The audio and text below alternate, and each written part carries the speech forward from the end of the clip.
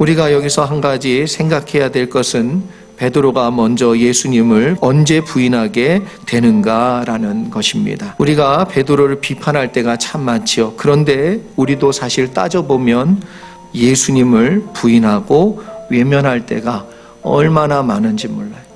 말씀을 외면하고 하나님 주신 은혜를 외면하고 성령께서 음성 들려주셨는데도 불구하고 그걸 외면하고 부정할 때가 참으로 많습니다. 예수님을 끌고 간 다른 사람들은 대제사장 뜰로 넘어 들어갔어요.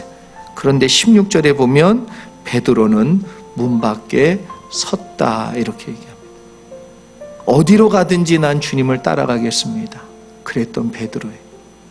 다른 사람과 또 다른 제자는 넘어갔던 그 대제사장의 뜰 안으로 베드로는 안 따라갑니다. 베드로가 넘지 않는 선이 있는 거예요. 따르지만 결정적인 순간엔 선을 그어 버리는 겁니다. 따르지 않았다는 이야기가 아니에요. 베드로 나름 따랐어요. 따르려고 했어요. 그걸 부인하고 비판하는 건 아니에요. 그러나 어느 선까지만 따라간 것입니다.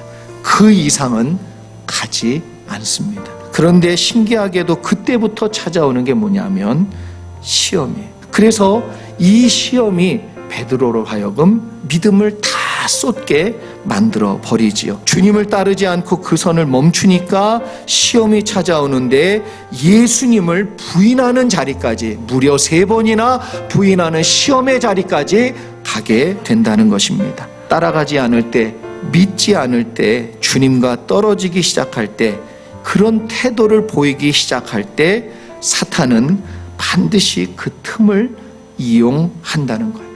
그래서 에베소서 4장 27절에도 이렇게 말씀하지요. 마귀에게 틈을 주지 말라. 예수님을 온전히 믿고 따르지 않으면 그 사람의 삶 가운데 항상 틈이 생겨요.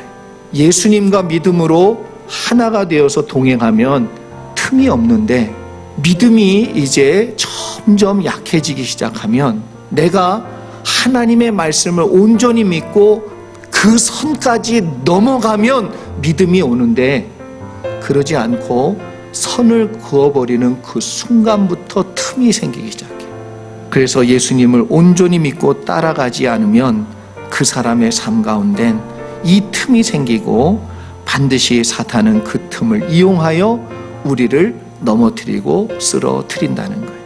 믿지 않기 때문에 그 믿지 않는 그 틈이 생기고 그 틈 속에 사단이 들어와 역사한다는 거예요. 믿지 않는 건 믿지 않는 걸로 끝나는 게 아니라 사단이 역사할 틈을 만드는 순간이라는 거예요.